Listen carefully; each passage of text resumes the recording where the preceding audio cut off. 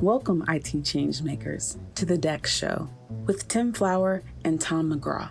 Let's get into it. Hello, changemakers. Welcome to Experience Boston 2024. I'm Tom McGraw. I'm joined, as ever, by Tim Flower. Tim, it's that time of year where we get to see one another in person and record a slightly more chaotic, uncertain, dangerous but fun episode of the DEX Show. It's a little unsettling, Tom. I feel like I need a little bit of a frame around your head here. We're not used to seeing you in person. Yeah. You a real person. Yeah, and this time you get to travel. I get to stay home. Exactly so. But we are here at Experience, and listen, we're going to be open with the audience. This is one of the more freewheeling DEX shows you'll ever see. We've got no less than 4 fantastic guests. Our first one is already right here with us, Matt Williams. Welcome, Matt.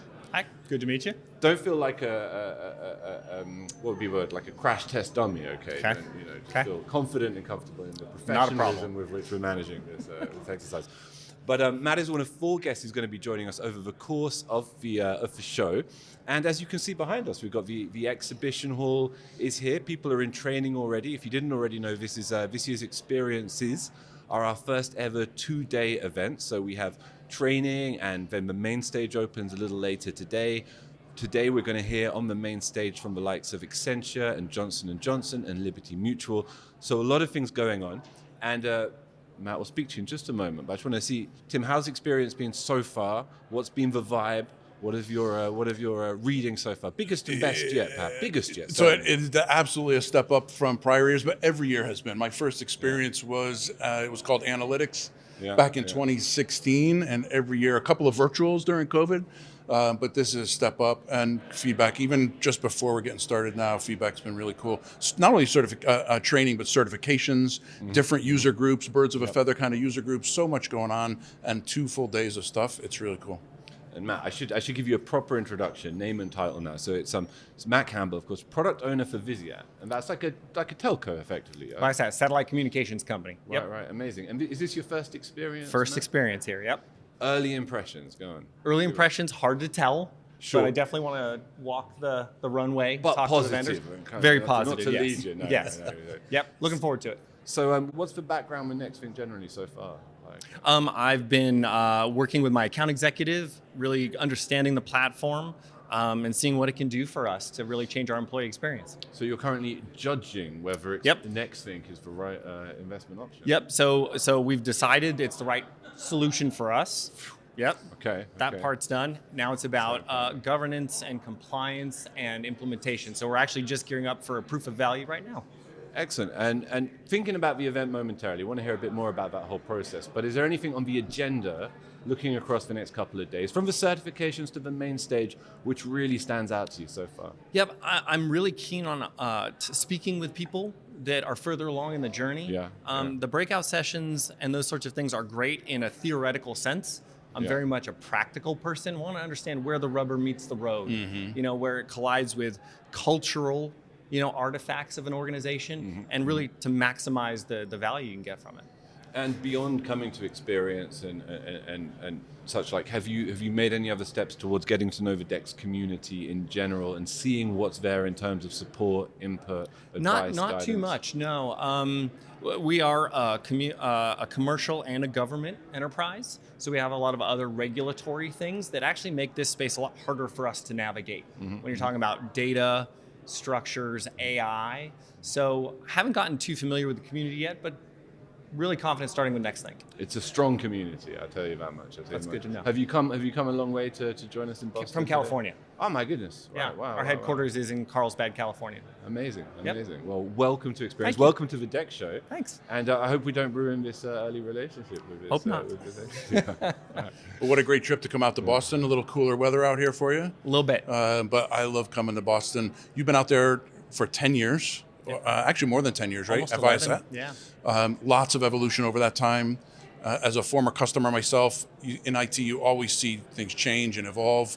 What's been your observation of how the focus has changed on to employee experience versus just the techie stuff, right? We were talking a little bit before the show about the focus on tech versus the broader empathy and compassion and understanding what employees are going through. What's your observation over your last 10 years? Yeah, so our company is going through definitely a metamorphosis.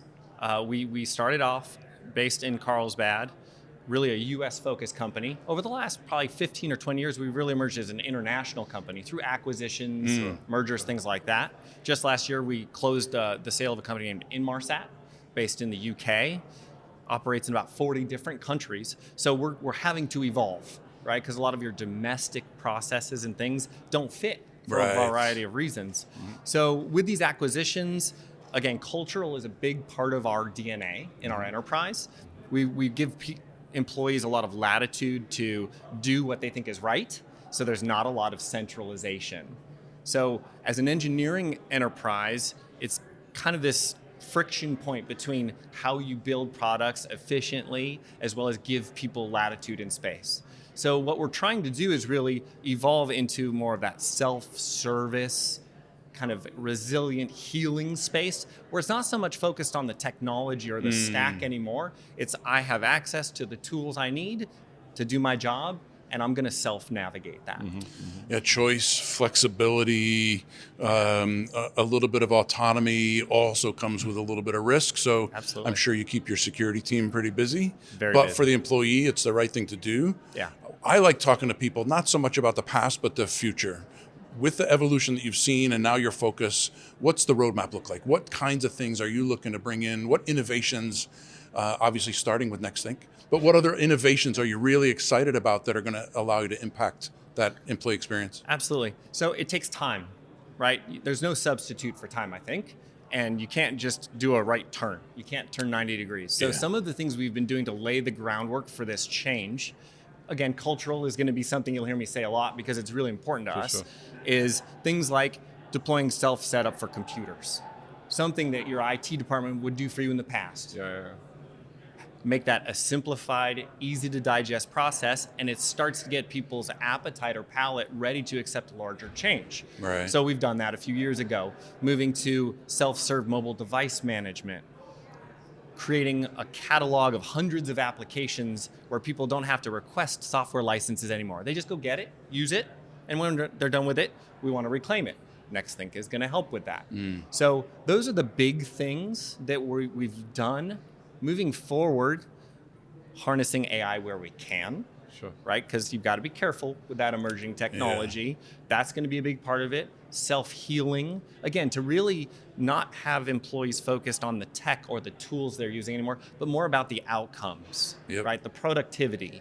The tech should just kind of be hidden, honestly. And part of what we talked about earlier too, and I think it helps you form that kind of direction, is looking at the service that you deliver as a product. Right? I have accountability for this bundle of services known as a product, and now you're chartered with improving that delivery of that product. What other hurdles do you have in front of you? What kind of, usually when someone's looking at NextThink, they say, I have this big thing that I have to solve. What are you looking to solve? Right. So like a lot of the customers you have and prospects you're looking for, we want to look at IT support ticket deflection and license reclamation and self-healing if an application is misbehaving. That's all kind of understandable there. I think we're really looking to, even though we do have a monopoly, word I used earlier when we were chatting, as a service owner internally, there's nowhere else you can go. The customers aren't leaving if you do bad. That doesn't give you the right to give you a bad service. But if you deliver poor service, they don't leave. You do. And so much like, non-monopolized businesses, I have to have a strong brand, right? Global IT has to have a brand that is recognized by the business that then they're willing to invest in. I see a lot of these solutions and technologies, that's where they fall down because people look at IT security as taxes, indirect expenses. They don't see the value of it. So it's about changing the dialogue about it and in ways that we're already used to as consumers in the world. So one of the things I've been very focused on the last few years is the concept of a digital marketplace. Not coined by me by any means, but where we all go to these e-commerce sites, we're all used to it, and you just consume it. I need this, I want that. Enterprises are usually really slow to follow that because they're afraid of risk, they're afraid of cost. It's about building a web of solutions that can deliver a holistic experience. So I'm dancing around your question a little bit, but it's also challenging of where do I start? Where's the value? Do I focus on the corner use cases? or do I really go for general population? Yep. For me, I'm focusing on the general. If I can make a 2% improvement on everybody's device and their experience, the aggregation of that is huge versus 50% for a small community. Sure thing. So, and then you work towards that longer tail. Yeah. And one of the things we're sort of talking about and promoting is, didn't mention this in prior discussions, but it's a new report we released last week, which is the death and rebirth of the service desk. A few of the things you've touched upon already kind of point to the direction of travel that you have in general there. But how would you define that direction of travel more broadly? Like, what are you aiming to get to with regards to the service desk by integrating NextThink, by integrating DEX, maybe over the next 2-3 years? Is there a specific vision? Yeah, I think there is. And of course, the utopian end state is there is no service desk. Yeah. Well, We've been singing that tune for a little while now. Right? Yeah. It's an uncomfortable subject, right? Service desk, you might say. No. Does it need to exist? The death of the service desk. Yeah. Tell us your thoughts. It will always have to exist because I think we're at an interesting point where I think we have 3 really distinct generations of technology users. Mm-hmm. I think you have the pre-internet folks, right? Your senior people. You have your middle, your Gen Xers at the birth of the public internet. Yep. And then you have your millennials who it's all mobile, on the fly, quick, right? Those are 3 very, very distinct ways to consume and use tools, right? For sure. So the service desk is going to have to exist in some capacity because we're always going to be having these kind of generational changes. I think the 3 right now are super interesting. I myself as being kind of that middle, right? But I think the service desk really, it's about empowering the service desk, giving them really timely, insightful, impactful tools if you need to react, right? The key is proact, right? Of whether it's agent-based or whatever, it's self-healing. We're using some of the buzzwords. That's great. Service desk is there if I have a problem or your portfolio doesn't have the thing I'm looking for. That's what it should really be designed for in that future state. It's really, if I'm serving 80% of what everybody needs, the service desk is reborn as just kind of corner niche use, which changes the financial models. It changes how you consume it, the tools they use. So specifically for NextThink, I'm keen on the timeline capabilities, rewinding back to, Tim had this problem last Thursday. That's when the ticket was generated. Let's understand that. Maybe we can automate to avoid that in the future. That's a great capability, as well as integration with other tools to then hopefully move away from the service desk as a whole. I got to ask him. We had a question in the survey, about the viability of a future experience desk, either supplanting the service desk or rebranding the service desk. I mean, are you thinking of those kind of concrete terms as well, or is that more sort of integrative in everything you're doing? Yes. I think the service desk, at least in my experience, has really been service desk is coined as an IT term, right? There are HR desks and other types of desks. But one of the things our company has been focused on is, as part of our employee experience journey, how do we get a single desk to rule them all, right? Whether I have any question, I can go to this one place and the information is served efficiently and effectively. That's a pretty grandiose idea and complex to execute, right? But we're putting a lot of energy into what are the current systems, what are the future platforms that help us towards that desired end state. So service desk is kind of redefining for us into it's not just IT or HR or travel or benefits. It's all in one place. Integrative, that's amazing. But we won't ever be able to make it go extinct. It will have to exist. You don't want to make anything go extinct. Well, if it's not good for us. You can let it change. I was going to ask you, why someone should come to experience, but keeping in mind you've only been here a few hours. And you've never been here before. Maybe a better question would be, why should somebody talk to NextThink, since that's a relatively, recent encounter for you? Whether it's Forrester or Gartner, understanding what technology is in what quadrant is part of the puzzle. And so we look at that, and NextThink is doing some pretty transformational things in this space. So that's got our attention.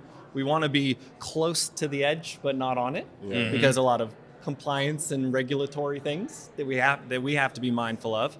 I'm excited about coming to this event because I want to talk to people. Yeah. And understand like what is your real application and practical use of the platform. Yeah. What works, but more keenly, what doesn't work or what isn't there yet, because then that dovetails into product roadmaps and growing together. I'm very invested in long-term partnerships. I don't want to buy a product, deploy it, and then forget about it. It's about how can we have mutual value over the long term together. Sure. Wonderfully said. And look, thanks so much for being our first DEX Show live guest at this year's experience. No problem. I hope you didn't feel too much like, as I say, a crash test dummy, but you did a great job. And now thanks, Matt. We are faced with a challenge now of having to bring a new guest on and thanking you and saying goodbye to you. Don't even know if I should stand up, but I do want to shake your hand and thank you for coming. Thank you, sir. Wonderful to talk to you. And I hope you enjoy the rest of your Thank you much. Your first experience, and best of luck getting those new services set up. Thank you. A pleasure. And would like to welcome Trent Garewal. I may have butchered your surname there, sorry Trent, but if you come on over and say hello. Have the pleasure of speaking to you a couple of weeks ago, so I should know your name better. Lovely to see you, Trent. Thanks for making the time, man. Thanks for making the time a little earlier than planned, because I think our schedule is fluid. It's fluid. We are doing it live. Right. Yeah, of course. Thanks for having me. How's it going, Trent? How's it been going? Oh, it's been going great. So we just got out of a session led by Jian, and it was fantastic. We got some good takeaways, and cool. Yeah. Why don't you introduce yourself? Who do you work for? What do you do? Give the audience a bit of your background. Sure. Yeah. So my name is Trent Garewal. I work for Kimley-Horn. We are a engineering, planning, and design consulting firm. And I started my DEX journey realistically maybe a year and a half, 2 years ago. So we're just kind of getting off the ground running. Cool. And I don't know if Tim knows this, but we caught up a couple of weeks ago. And Trent has some some interest in podcasting, actually. Yeah. And if you close your eyes, he has an amazing podcast voice. Maybe we'll reverse roles. I think at this rate, it might put him off seeing the general. I'll come on anytime. Nice. We'll have to have you on as a proper guest. But tell us a bit about that journey. When we spoke the other week, you actually mentioned that you kind of reverse engineered your DEX program at Kimley-Horn, right? Like you went for you established a team and a priority first of all, and then you reached out to the next thing. Then you considered your technical options. Talk us through that process and how well that worked out in the medium term. Do you think there's a good way of doing it, etc.? Absolutely. So I really was dipping my toes into employee experience. Yeah. Working with our HR team and trying to figure that out, and I really wanted to say how do I bring this to IT, right? And so we started out there, and really, we wanted to build something, and I saw a skip level manager with a stopwatch timing his laptop, and I was like, we have to be able to get this data at scale. We can't keep doing what we're doing. And I heard the service desk saying we have questions, and our employees are coming to us and they're asking us hey, why did my computer act this way on Wednesday? And you're like, I don't know what happened on Wednesday. You should have called me on Wednesday, right? Right, exactly. But they're just too busy, right? Yeah. So I thought there had to be a different way. So we started doing our research and bringing in some partners, and that's when we called Next. So year and a half on your journey, but certainly plenty of time to learn something. I like looking in the rearview mirror and then looking forward. So looking in that past year and a half or so, if you were to sit in your seat right now as role of advisor, what advice would you give somebody that's here that hasn't been down that journey yet or is just starting to think about it? What kind of is the one major piece of advice you would say to either do or don't do? The most important part is the data model that Nexthing provides is so powerful that when you turn it on, the first thing you want to do is just start making phone calls, right? And I would recommend not doing that. No one likes a backseat IT driver, especially when you're not on those teams, right? So I would say seek to understand the other IT teams before going in kind of guns blazing, right? And at Kimley-Horn, we're consultants first, but our customer and client satisfaction is pretty much paramount, right? So my clients are our employees. And at the end of the day, we want to do right by our employees. So I would say that's probably the biggest word of caution or advice is when you turn it on, don't There's start a lot to react waggling fingers. Yeah. And this is what you did. Is that a confession? Of course, that is exactly what I learned did. by it. It's Right, how you right, learn, yeah. Tom. You hear it all the time. Absolutely. And then people have to learn about the fact people aren't necessarily anticipating that kind of critique. They don't know where it's come from. They're not familiar with the tool. Yeah. It creates political disharmony. And I probably told the story on a previous episode, but a customer of ours went down that same path. They turned it on. They found all these problems of a similar type. They put it into a problem management ticket. They gave it to the help desk, who didn't know it was coming, and said, here, you guys need to fix this. Yeah. They said, if it's not important enough for my customers to call, we're not fixing it. And they closed it. So if you don't have people as in partnership, and it's more of a kind of a, like you said, a kind of the backseat driver, it's great advice. Looking forward, Tom and I talked a little bit about the journey from proactive to preventative to predictive. It's kind of a DEX maturity model that people follow to get up to being a strategic partner with the business. How do you see that journey? How important it is for you to develop that both at Kimley-Horn, but also as an individual? You've got to go through your own personal journey of how you deliver IT. What's the importance you put on maturing that model? It is, like you mentioned, it's super important. We just got out of our DEX transformation session, so we just talked about this for a couple hours. But we're right now we're in a reactive kind of plus situation where we're providing tools to our service desk to clear their incidents faster. But we really want to get past all of that. We really want to start, as some of the training people have talked to, is really walking and then running, right? We've made some strategic already changes. We're working with our software vendors to actually change their product. We noticed there was an incident that was happening, and we didn't have many tickets on it, so our service desk management was like, well, what's the impact here, right? And then we found out that it was happening almost 2,000 times a day. And so we reached out to our software vendor and said, hey, here's our telemetry, here's our metrics, this is what's happening, this is when it's happening. And they were able to take that data and provide a fix for us, and we're beta testing that today. Yeah. So it's been fantastic. And it's a cool finding because those underlying problems that happen 2,000 times a day that aren't user interface problems are happening below the surface. Your employees aren't going to call and tell you about it. Right. But it's having an impact, whether it's security and risk or performance. It's not supposed to do that, and the impact is somewhere that nobody knows about. So finding it is really cool. As you look at the next stages, what are you focused on right now to get yourself to the next level? Right now, I think we'd really like to empower our service desk to be able to run some remote actions.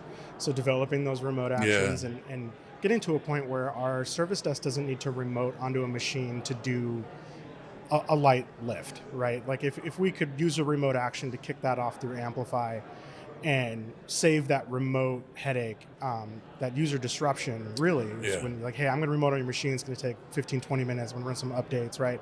If we could just do that in the background, I think it would be a win-win for everybody. So that's currently our current goal. Talk to us a bit, 2-3 years now with NextThink. How much value do you find in the kind of community infrastructure that NextThink provides? First of all, as a practitioner, how significant is peer support, peer insight into helping you develop that DEX maturity more generally? It's great. The community, shout out to John and Charlotte. Yeah, shout out to John. I've joined the NextThink Ambassador program, which has really helped me get closer to the product team. And also it's a great community of people that are kind of at the same stage as me, right? And being able to share that journey with another company that, trying to make sure we don't run into the same pitfalls. Right. I think this conference, that's pretty much my goal, is to get with other customers and figure out hey, let's get the minds together and figure out how are we going to get through this. That's really the benefit, is the vendor gives you an opportunity to get everybody together, and then you have more than 500 people to go network with. Yeah. So it was always the benefit for me, is talking with others. What about as an experienced professional, right? This is an emergent career. And do you see it very much in those terms, like the future of your career is specifically in experience? And with that in mind, when you come to events like this, there's an opportunity to make connections, to potentially create future opportunities that you might not know about yet. I mean, is that part of is that how you think of experience, first of all? And is that part of the advantage of coming to something like the experience event? Yeah, I think DEX as a whole feels very new, especially to me. As we're recruiting, it's difficult to go recruit for a DEX analyst, right? Like that's kind of not quite there yet, but I would like to see it there. There was some... This is where you meet one, by the way. Right, exactly. Right. Yeah, and there are plenty of posts out there of people posting for experienced analysts, so don't be shy if you got to look for it. We occasionally get requests to do job descriptions at the moment, because it doesn't exist, off the shelf. Right, so, and there's been some good research. We've seen some Gartner reports about how to define a DEX engineer. Yep. So, we're leveraging some of that as well. Last question for you, Trent. What are you looking forward to at the rest of the event? What stands out to you? It could be social, it could be on the main stage breakouts. If you had to pick two things across the next couple of days, this is the first one. Check this one off. Check. Cross it off the list. Yeah, no, I'm definitely a chatterbox. So at social, that's probably priority number one for me. Nice. Is meeting other customers that are, again, like kind of on the same level of our journey, maybe slightly ahead, so we can avoid some pitfalls. Yeah. And then really just putting a face to the people that I'm chatting with all the time, right? I think that's probably just social again. But I'm excited for the breakouts. I'm excited to learn more, and really just kind of bootstrap everything. I mean, we've had the Next Think product installed for almost a year now, but the journey's been a little bit longer than that. So, we're just gonna hit the ground running. Well, look, best of luck with the next stage of your journey. Thanks so much for doing this today, and we would really genuinely love to have you on as a proper guest in the new year. Yeah, come back on the show. Thanks for having me. Appreciate it. Thanks, Trent. Thank you, Trent. I feel I can't really stand up. I got my microphone here, but it was lovely to see you. Thanks so much. And I think if the producer thumbs up, we've got Drew with us. We've got our third guest is ready. Drew Sanchez, ladies and gentlemen, from Vituity. Drew, I feel like we've met before at another experience. How you doing, man? Is that right or wrong? Is this your first time? This is my second experience. Okay, yeah. How's it going so far?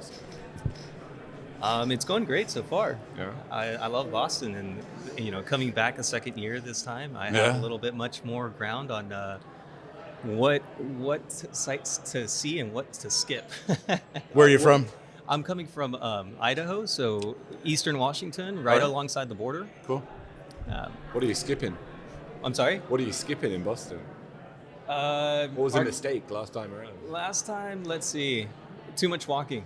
Yeah. Can take it out. So now I'm just gonna make sure I maximize my time, but overall absorbing the experience here and learning learning from other customers and clients on how to best use Next Think and just run back home and just hit the ground running.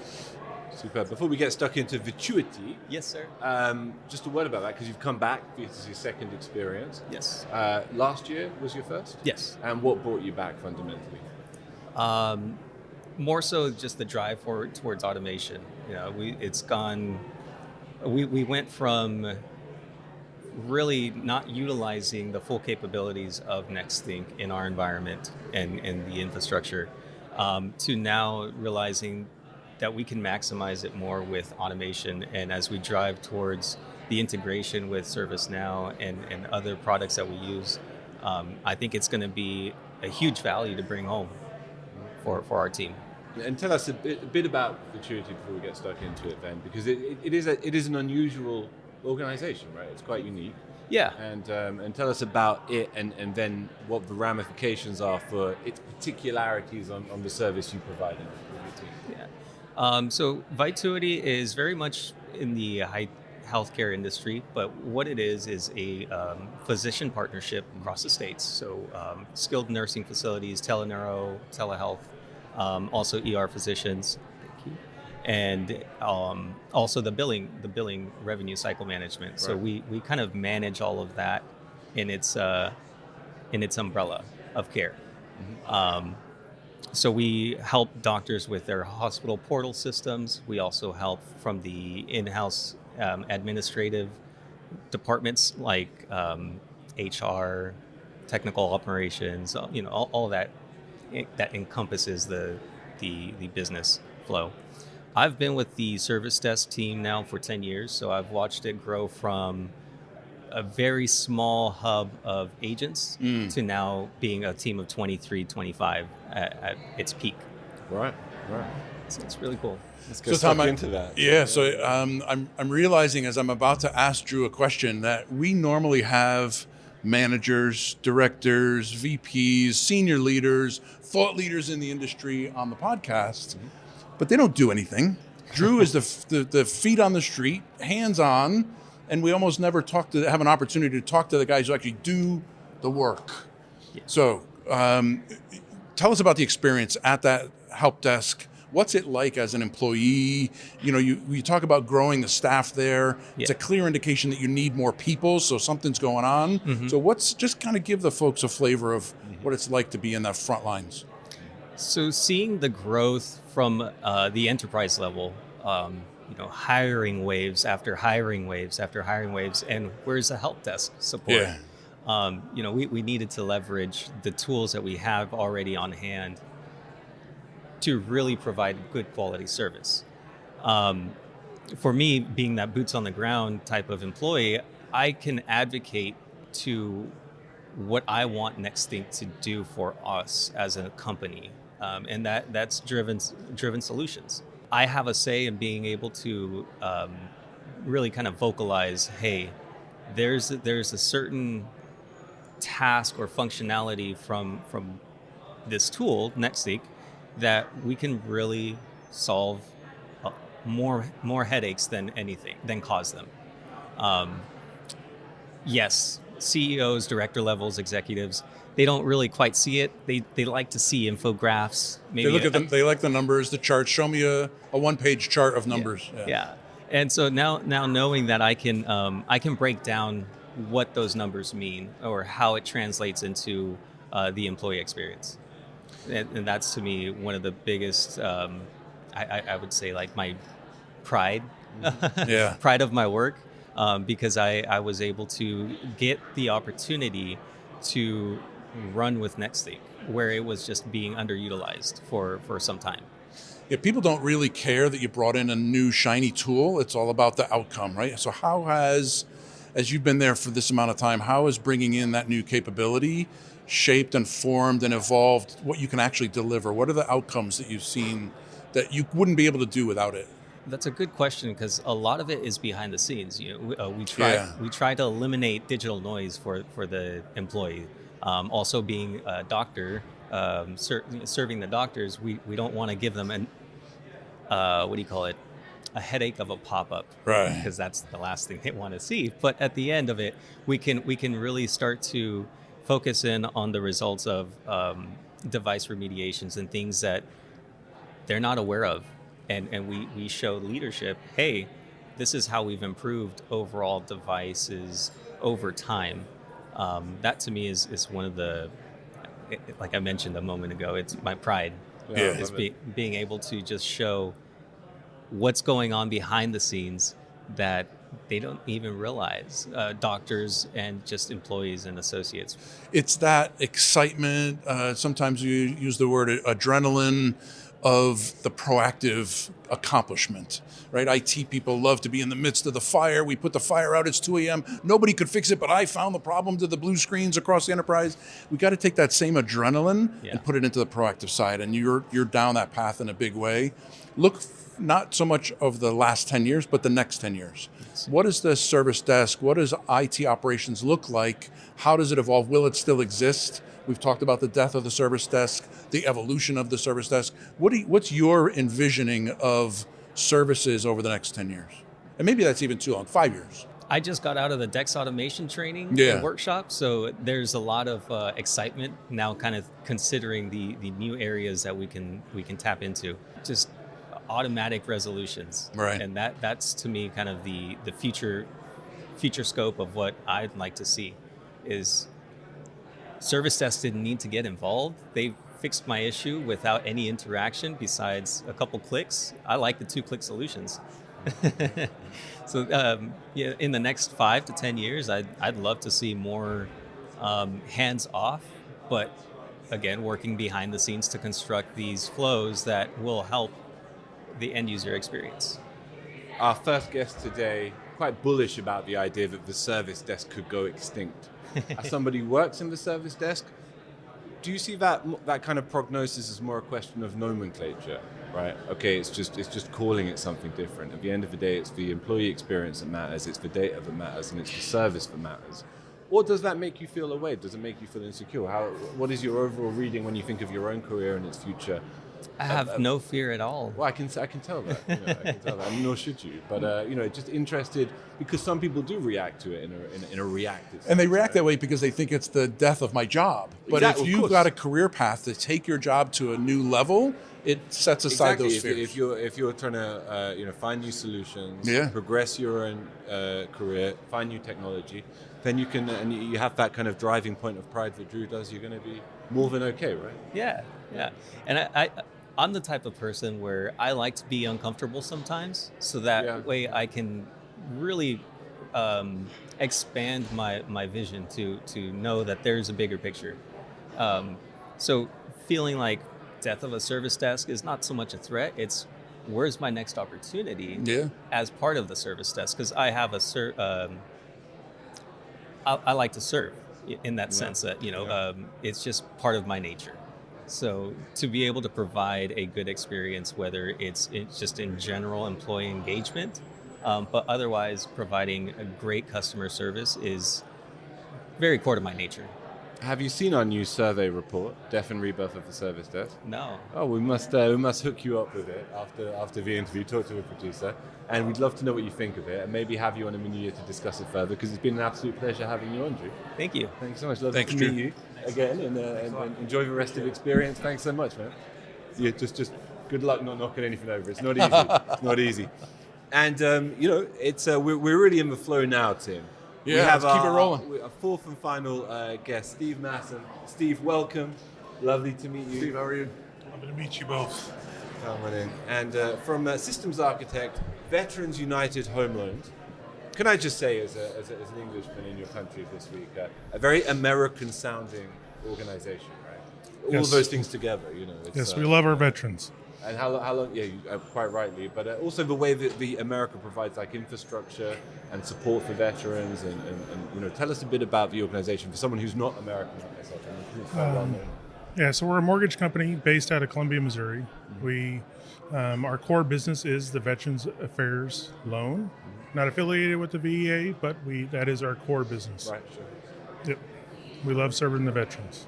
And tell us about your role and how that sort of my role's recently changed. I was end-user computing focused, but we are starting the new DEX team based on our next team experience. So I'm still systems architect, but more DEX focused now versus end-user computing, keeping things patched, that kind of stuff. Fascinated to know how you feel about that transition. Do you feel it's like it's a phase in your career, or do you feel like a door has opened into something you see as having quite potentially kind of quite a deep future, if you will? Yeah, it's definitely going to have more focus potential going down the road versus end-user computing is just the day-to-day management of work points or workstations. So I think, there's definitely a lot more potential in the DEX space. And you're relatively new to DEX, as you say. This is presumably your first experience. This is my first conference, yes. And so far, I know it's early days. What's been the vibe? What's been the experience like? I just got out of the automation course, which was really good. Cool. A lot of good content on issues we're solving or trying to solve today. So looking forward to it. Excellent. Yeah, great conference so far. And you've got a diverse set of technology background. I was just looking at some notes around the VMware user group back in the early 2010, 2012 timeframe, organizing meetings and social events and demos and presentations. As a techie myself, I always, and we talked about it earlier, always value that community. Tom asked my opinion about how I see the DEX community coming together. What's your opinion? Is the community at events like this kind of a seldom thing that allows you to collaborate with folks, or do you see it in other areas? How's the community coming together around DEX? I think the community is continually growing. As a new DEX or as a new Nexthing customer, I've definitely taken advantage of the community site and all the knowledge sharing that happens at that site. And with my past experience in VMUG, VMware User Group, the networking portion of those events is the biggest part of them. Yeah. Getting the product showcased, hype notes from our vendors is good, but the networking of how other customers are using the same technology and the nuances within their organization is the biggest benefit of the community. Sure. And that benefits you as an individual technologist and your career. It benefits your employer as you kind of formulate how you want to deliver some things. But there's also value in it for the vendors. How do you see the community providing feedback to vendors? What's been your experience about the value that community can give back to product development and the overall space as a whole? Yeah, we've had several instances at the VMUG where a vendor hears an issue of one customer and they think it's just that one customer's problem. And we quickly find that, no, that's an issue across the board and you need to get it resolved because you're affecting a lot of customers. Yeah. So yes, it's very beneficial. I've heard some customers say, I went to my software vendor, I gave them all my metrics and all my telemetry about their problem, and the first question they had for me was, where did you get that? So it can be extremely valuable, not just the data from the telemetry, but also feedback from people on why that problem is such an issue for them. Yeah, the metrics like you're talking about, we've already found that from the user perspective, our ServiceNow instance is not as fast as we thought it was. Yeah. As compared to the telemetry we're getting from the ServiceNow instance versus the user experience. So, right. Yeah, we've already found a lot of benefit with the metrics we can get out of application experience. And looking ahead across the next couple of days at the agenda, what stands out to you most of all? What are you most looking forward to? Is there anyone here that you know is attending that you're very keen to talk about and break bread with? I'm part of the NextThink Ambassador program. Great. Fairly new, so I'd like to meet all the fellow participants and then also hear about the roadmap and what's coming in down the pipe, and look at the products that we currently do not use inside of NextThink, but we would like to get more information about those. We're a big WebEx shop, so collaboration experience doesn't play that much into our company, but hopefully we'll get something out of the conference. And then adopt. We want to look at adopt also. Nice. Yeah. But even that feedback on WebEx, our collaboration team, our product owners should know that, right? We've got customers who use something that we don't have the same telemetry on. Let's add it. We're going to go have some conversations. Absolutely. Steve, you're our last guest of 4, and I've got to ask you to end with a nice, strong experience plug, if that's okay. If you're a DEX practitioner, should you come to Experience and why? I think you should. Just to being able to get access to the product teams at the conference, ask your questions, and then also to be able to hear from other customers on how they're using the product that you may not have thought about is very beneficial. And that's the biggest thing out of the conference. And it's free. It's free. It is free. There you go. It's free. Can't beat free. If the hotels aren't always free. No. Yeah. But Steve, the conference itself is free, so it's great. Stay sat with us for a moment. Thank you so much for coming on. Pleasure to talk to you.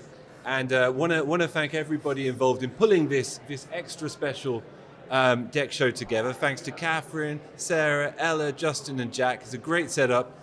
We've had 4 fantastic guests. Thanks to all of them. Thanks to you for tuning in. Thanks for coming to Experience. And we hope to see you all very soon. Tim, good to see you in person. You covered it all, Tom. Thanks, everybody. Good to see you. Always good to be with you in person. I'll see you in London. See you soon. Bye-bye. To make sure that you never miss an episode, subscribe to the show in Apple Podcasts, Spotify, or your favorite podcast player. And if you're listening on Apple Podcasts, make sure to leave a rating of the show. Just tap the number of stars you think the podcast deserves. If you'd like to learn more about how NextThink can help you improve your digital employee experience, head over to nextthink.com. Thank you so much for listening. Until next time.